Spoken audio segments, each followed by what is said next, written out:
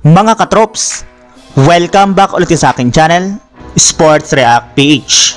At ngayon nga ay pag-uusapan natin ang balitang magkakasubukan na nga po sina Nikola Jokic at Shai Gilgeous-Alexander. Pag-uusapan na rin nga natin dito sa ating panibagong video, ang balitang pumirma na nga po ng bagong center ngayon, ang Los Angeles Lakers.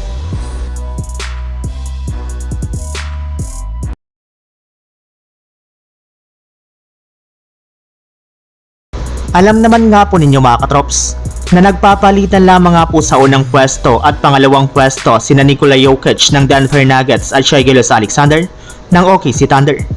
Pareho rin naman nga po na binubuhat ng dalawang ito ang kanilang mga team sa itaas ng standings ng West. Kaya napakahigpit nga po talaga ng kanilang labanan, lalo pat hindi rin naman nga po gano'n nagkakalayo ang kanilang mga itinatalang statistical points. Sa parte nga po mga katrops ni Jokic, nag-average nga po ito ngayong season ng 28.8 points, 12.3 rebounds at 10.4 assists per game. Habang si SGA naman ay nagtatala nga po ng 32.8 points, 5.1 rebounds at 6.2 assists per game.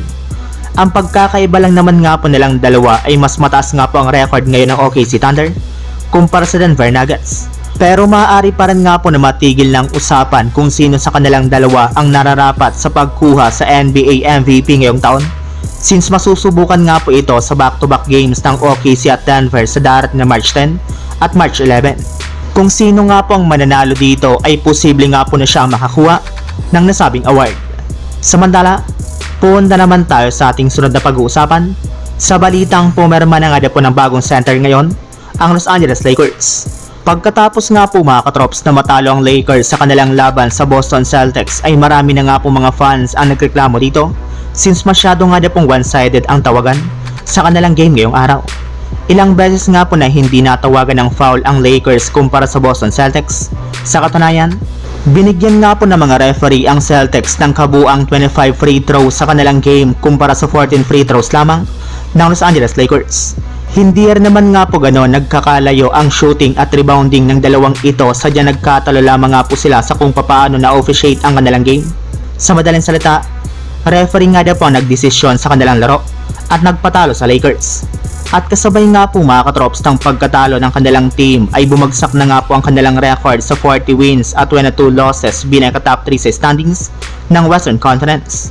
At kasunod na rin nga po ng kanilang pagkatalo ay may lumabas rin naman nga pong balita ngayong araw na ibinalik na nga daw po ng G-League team ng Lakers ang kanilang dating center na si Kyler Kelly matapos ang stint nito sa Dallas Mavericks ng nagdaang Enero bilang two-way player. So yun lang mga katrops, ang handog kong story ngayong araw. Sana nag-enjoy kayo, please like and subscribe my YouTube channel, Sports React PH, para sa iba pang story at update patungkol sa NBA. Kita-kits muli sa ating susunod na video.